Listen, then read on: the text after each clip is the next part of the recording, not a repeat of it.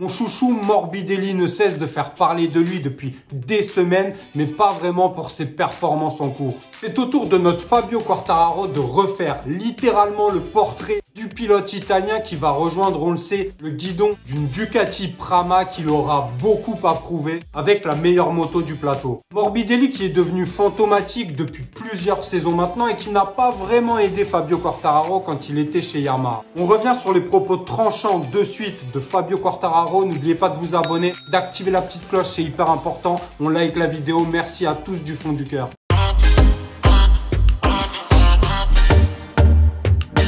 Bon, les amis, c'est un secret de polichinelle. Franco Morbidelli et Fabio Quartararo ne s'entendaient pas vraiment, même pas du tout. Relation tendue, voire quasi inexistante. Très peu d'échanges, voire quasiment pas entre les deux pilotes. D'ailleurs, qui pouvait réellement spiffrer Morbidelli? Qui peut l'apprécier? Quand on creuse un peu, quand on décrypte un peu, très peu de pilotes apprécient Morbidelli.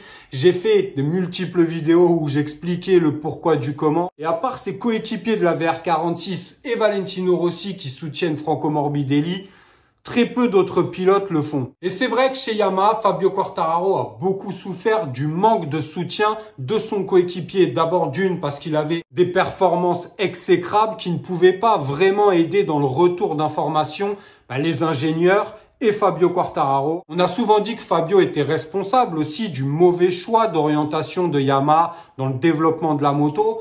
Mais le pauvre, il n'a pas été aidé vu qu'il était tout seul. Déjà, il n'y a pas de team satellite. Et en plus, son coéquipier était au ras des pâquerettes. Totalement perdu dans un marasme qui n'en finit plus. Et d'ailleurs, il n'arrange pas son cas, notre ami Franco, même si il va piloter la meilleure moto du plateau, on l'a dit, grâce à l'aide de Tonton Vallée. Mais il démarre la saison d'une très mauvaise façon. On l'avait vu dans une précédente vidéo. Gino Borsoy a déjà commencé à lui mettre des tacles, le team manager de Pramac.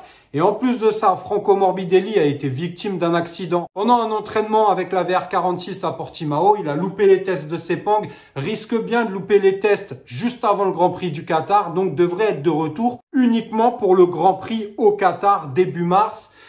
Donc ça commence bien mal pour Franco et Fabio Quartararo ne l'épargne pas vu qu'il a sorti des propos, des déclarations tranchantes, incisive sur le pilote italo-brésilien. Et vous le savez, moi, Franco, c'est mon chouchou. J'adore le taquiner, même si encore une fois, rien de méchant, pas d'injures, pas de critiques sur la vie personnelle.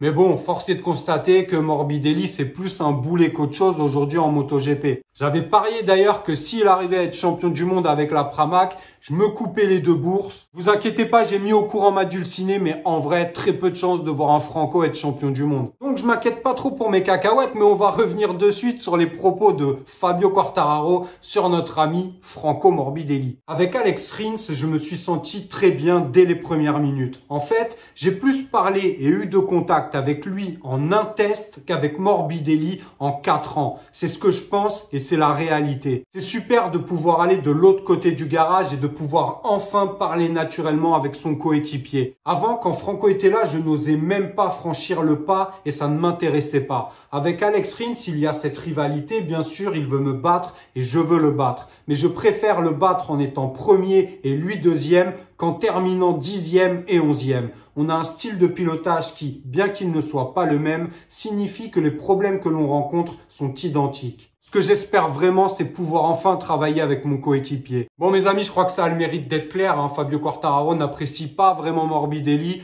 Morbidelli n'a rien fait vraiment pour se familiariser avec Fabio. Donc bon, une cohabitation qui a fait pchit, mais après, en vérité, avec qui Morbidelli s'entend bien à part les coéquipiers de la VR46 ? On l'a dit précédemment, quasiment personne. Il a eu beaucoup de problèmes, a créé beaucoup de soucis pendant les Grands Prix. Beaucoup de pilotes lui en ont beaucoup voulu et lui en veulent toujours par rapport à son comportement en piste pendant les tests, les essais, où il a l'air d'errer sur la piste, perdu, à gêner les pilotes, voire à faire des manœuvres dangereuses quand un pilote arrive dans un tour chrono juste derrière et que le fameux Franco est en plein sur la trajectoire à suivre, forcément, ça peut avoir des conséquences fâcheuses.